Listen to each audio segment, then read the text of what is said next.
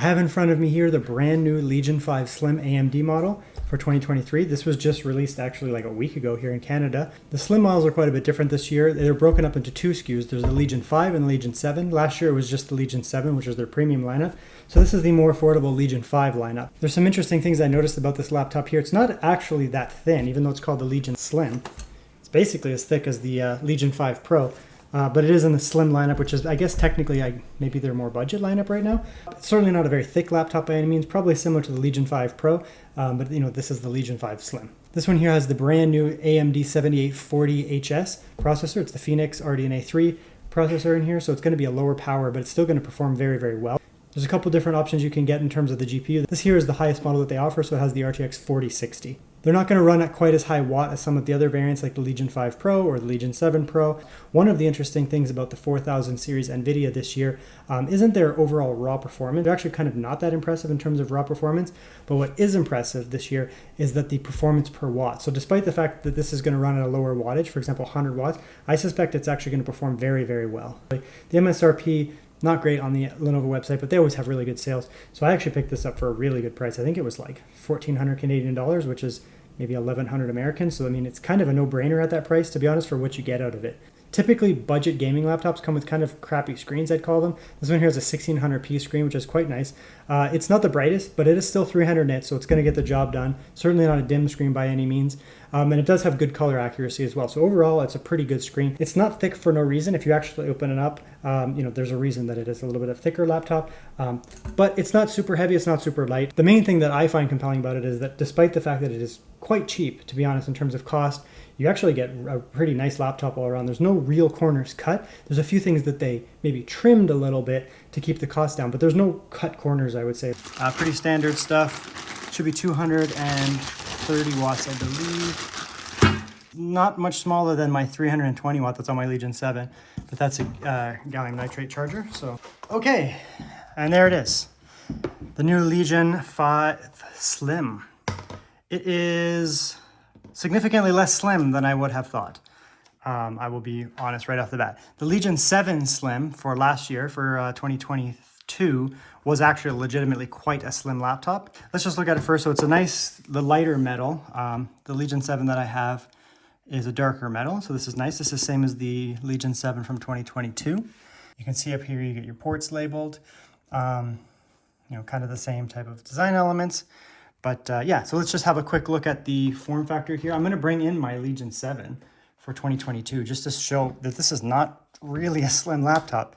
You can go back and look at my Legion 7 Slim for 2022 and you'll see how much slimmer it is.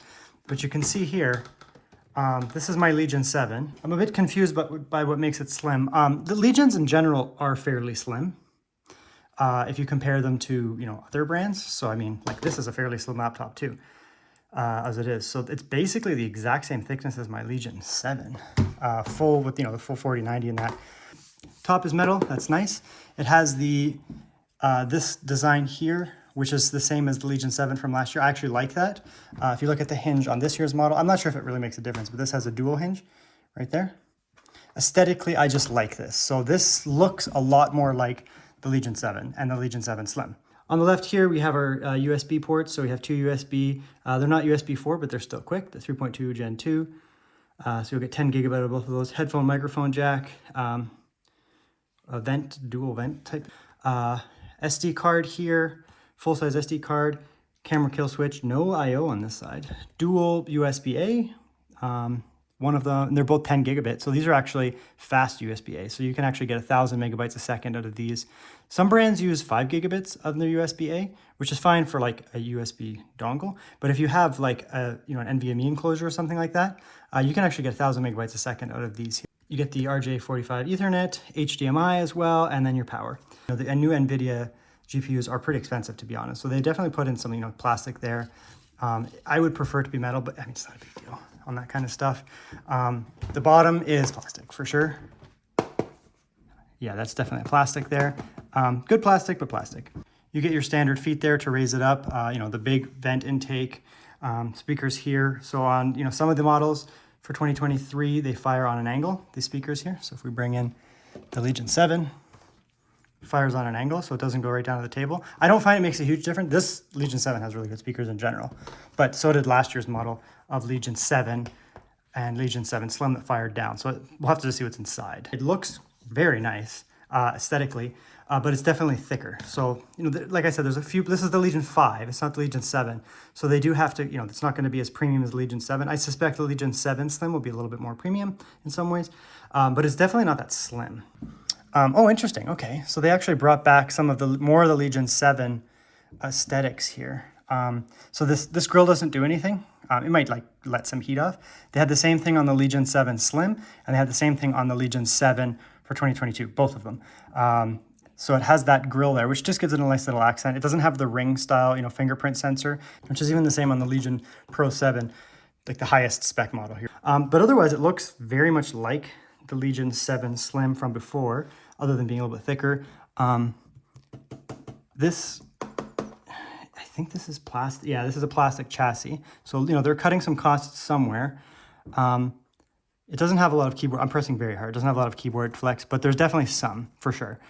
So if you compared it to, yeah, there's a little bit in the middle there. So if you know, this is the 5 lineup, it's not the 7. But then again, this laptop is very cheap. If there's a tiny little bit of keyboard flex and we're getting a machine with this type of spec, microphone bump out, you get the camera microphone bump out there. I mean, standard. So to get into the laptop's pretty easy. You just take out the screws all the way around. They're all the same size, and it's actually really easy to get into. I didn't even use it like a tool. I just put my fingernail under and just pulled it up. It's plastic, and you know, there's these areas you always have to be careful with because these could break, but at least it doesn't have some like weird, like chunky thing. What? Oh, that's where the battery goes. So I guess that just supports the battery, so you're not pressing on it. This goes underneath the RAM. I guess it just keeps you from pressing on that. Nice. Oh, that's very sticky. Like thermal kind of thermal pad, but they're really thick. So those will sit on your NVMEs. There's one sitting on the NVMe here. This one sits on the, does that one sit on the NVMe? Yeah, that one also sits on the NVMe that's empty. So technically you get dual NVMe cooling there. Look at the internals here. We have a pretty big battery, 80 watt hour battery. No complaints about that. It's a nice battery. You know, you can get 99 watt hour batteries in the Legion 7 Pro and 7i Pro. That's great. Speakers, again, they're not huge. So if you look at the Legion 7, my Legion 7 videos, they have those square kind of rectangle, you know, much higher wattage speakers. These are good for what they are. These tiny little things, they're fine. They're okay. I don't have any problem with the speakers.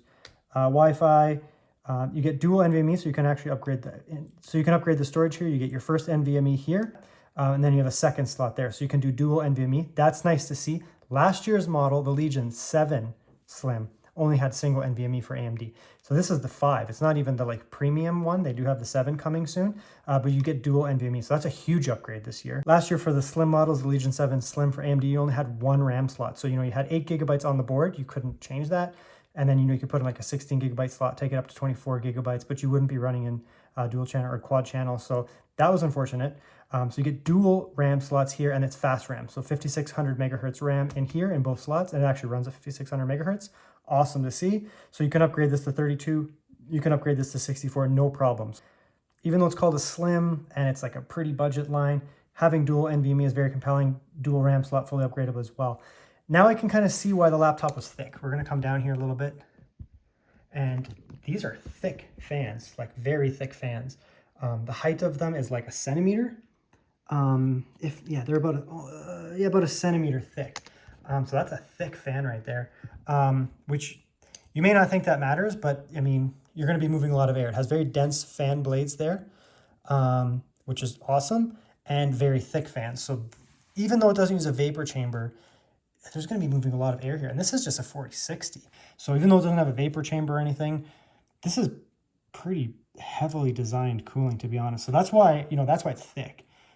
They may not have needed to be this thick, to be honest, but I mean, they didn't go vapor chamber, which would have been thinner. So they went with, you know, like air cooling, but it's one heck of an air cooling for such a cheap laptop. Like this thing is going to run, I'm assuming, very, very. So aside from your typical bloat of McAfee, the laptop actually comes pretty clean. You don't get a lot of junk on it. You know, you get your Lenovo Vantage, and I found that in 2023, Lenovo Vantage is better. They actually have some cool stuff here. So, I mean, you get your standard thermal modes. You can do it in here. Performance is going to basically be full bore. It'll allow everything to clock up. it'll be hotter, so as a result, your fans will go louder. Balance mode is kind of a balance between the two. Quiet mode will try to keep things quiet. Often, depending on the game, you can play in balance mode and you'll be fine. If you're looking for like a really demanding game or you need those extra FPS, you can throw in performance mode. You can do like surround sound, that kind of stuff. Doesn't have the best speakers ever, but this software comes with it and you can, I don't know, change your audio profiles, whatever. X-Rite is for your color on your screen. If you want to switch these modes here, you can also just do function Q. It'll do the same thing. Quiet, auto, quiet, auto. You can only go performance when you're on power. I'm on battery right now, so I can't. The other cool thing here is GPU overclocking. So this is something that they've added to Lenovo Vantage for at least all of the NVIDIA stuff. You can actually set it up by 200 megahertz overclock, which is good, to be honest. And the VRAM can be overclocked up to 400 megahertz. This will make a difference because the 4060, it's actually a pretty good SKU in my opinion, depending on the wattage. This isn't the highest wattage 4060. I actually like the 4060 in general. The 4050, it's okay. The 4070, I mean, it's probably not the best way to go. You're paying a lot of money for it. I think the 4060 is a sweet spot for kind of the lower wattage and lower power and lower price. 4000 series NVIDIA stuff, and then basically you're gonna jump to a 4080 or 4090. So I think for a lot of people it's gonna be 4080 or 4060 in my opinion. So now we'll do a comparison between two laptops. These are both Legions. It's not really a fair comparison, I'm gonna be honest. This is a Legion 7i Pro, which is like their best laptop right now. So I'll play them at the same time and we'll just switch between them back and forth.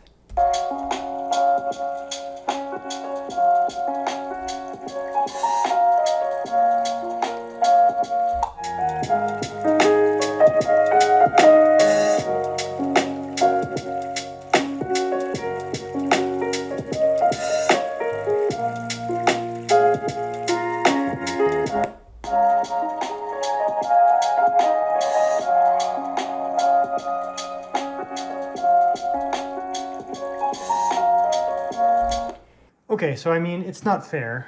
This isn't a fair comparison, but the Legion 7 has a ton of bass. This, I think, has the best speakers I've ever heard on a gaming laptop in my life. Definitely better than the 2022 model, which had excellent speakers. There's so much bass and just richness to these speakers. One of the biggest upgrades this year was the speakers. They absolutely nailed it. These are not bad by any means. These are good, especially for a gaming laptop. If you're gonna listen to this, you're gonna have no problems. It just lacks a lot of that low-end bass. It's a little bit pitchy, not quite as rich, but it's totally fine. Like if you're playing games, watching shows, you're gonna have no issues with this in terms of the audio.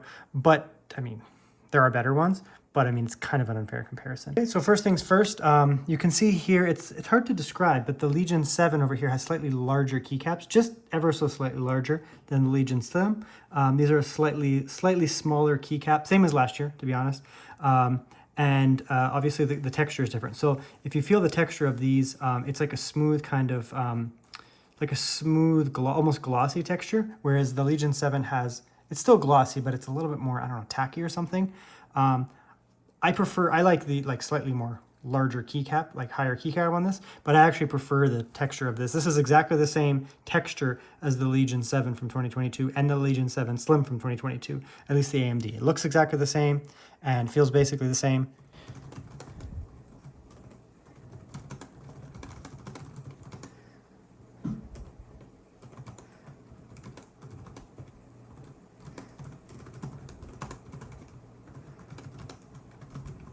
I'm going to switch over to this, just more so you can hear it.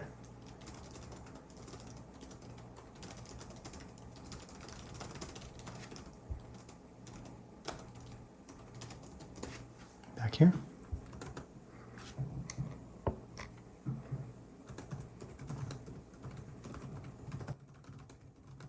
Yeah, so it's an excellent keyboard. I mean, if I'm going to pick one of the two, I kind of like the keycap texture on these ones, but this one, they're larger keys. They sound slightly different. I don't know, like they're basically the same keyboard. Trackpads are identical. This one's smoother. I don't think it's a glass trackpad. I highly doubt it. It's smoother than this though. This one has a little bit of texture. They're both plastic, both superb. They feel exactly the same. Lenovo makes 10 out of 10 trackpads. So these are the excellent non-glass trackpads. Okay, while I do some updates, you can hear the fans going there. We'll check out, it does have some pretty decent RGB settings here. So you just go, in here you have your function. So that's static, off, This is the one that it comes with like starting. It's like a wave thing. Not sure, kind of greenish. And then you can of course customize them. So here I can turn it off, or I can go to customize, and you can play around with the settings as well because they're RGB. So there's all kinds of stuff you can do in here. Oh, let's go like that. And you can see here color 2 profile, and you can, that's blue. You can make it red. Make that blue. Make that. We can make it more like of a rainbow type thing. So go blue, and then green side. So then, yeah, there we go. They're actually very similar screens. They're both 1600p. They're both going to be fairly color accurate, to be honest. They're actually really nice screens overall. I'm primarily doing this so that you can see the difference in brightness. So this one here is a brighter screen. It's a 500 nit screen. In theory, this is a 300 nit screen.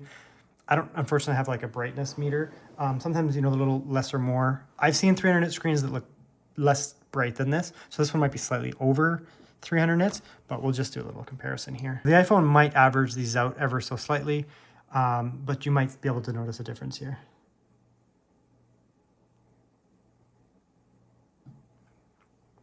I'm trying to visually see a difference.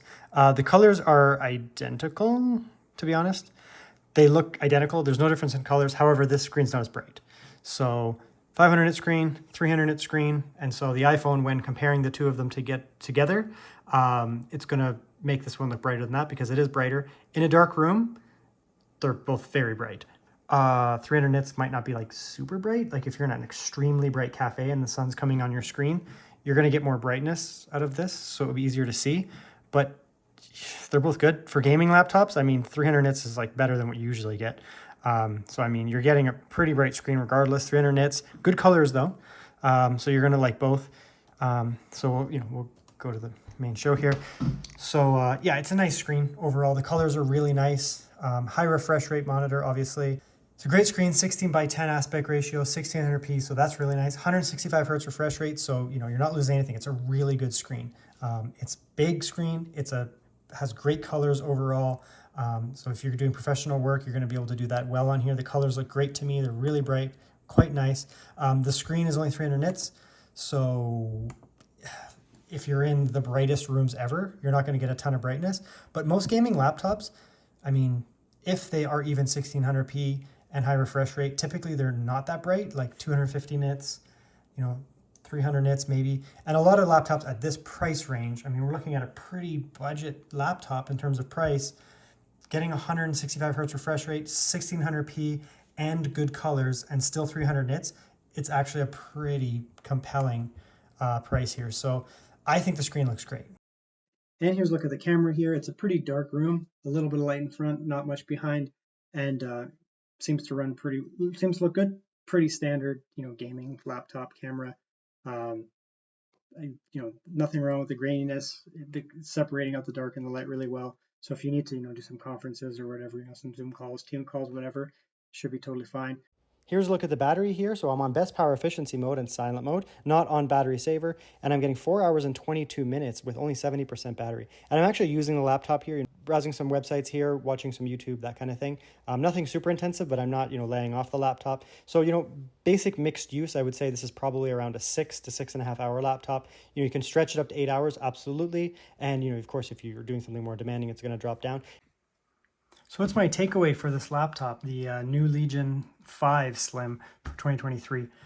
It's not slim, so it's a weird name. I guess that's, it's kind of its lineup. It's certainly not a slim laptop by any means, but it's also not a big laptop. I mean, it's the same as, it's slightly thinner than, the 7, probably something like the, the Legion 5. Not a slim laptop, not a light laptop. It has some design elements from last year, but it's certainly not slim, so it's a weird name.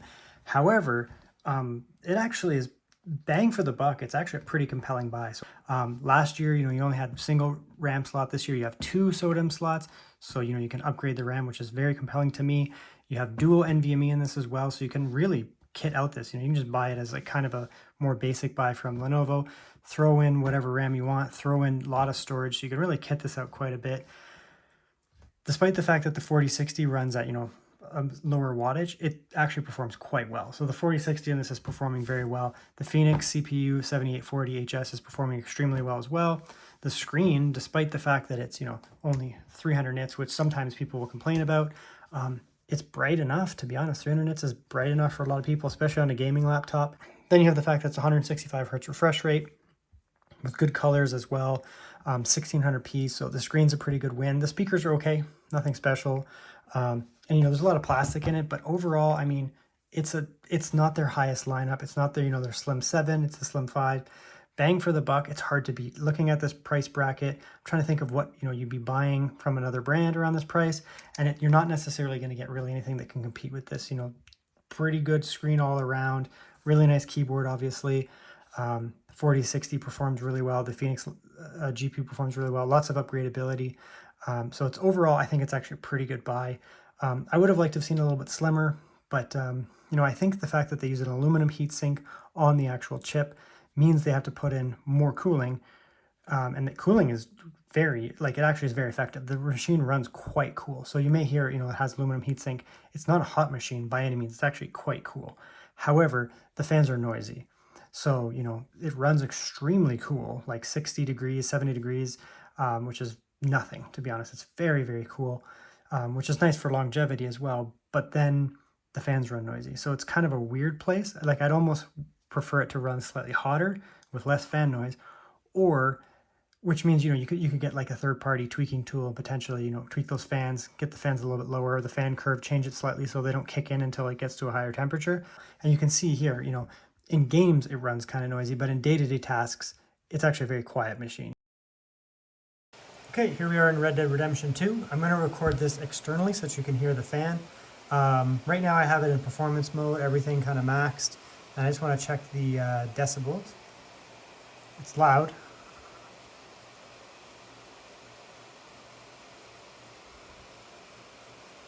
So it's giving me 55. Let's move back a bit. 55. So 53. Pretty significant difference in the fan noise when you have the game in performance or balance mode. So typically, if you can get away with balance mode, you're going to want to use it. So we're just in balance mode here, and we'll see what we can get here. Like I said, no DLSS. So no DLSS, ultra textures, everything else on medium. 1600p, this is pretty good performance, to be honest. VRAM's at 4.3. The 3060 from before, from the last gen, only had 6 gigabytes. This game is very well optimized, so you're gonna hit a performance barrier before you're gonna hit a VRAM barrier. But some games, I will test some that, you know, potentially use more VRAM. Let's throw it in performance though and see if we get a uplift at all. So the average went up right away. Actually went up quite a bit. The 0.1% lows are around the same, but we're getting a few more frames. So this is balanced. This is quality DLSS. We're still in performance mode. You can see that the averages went up a ton right there. And the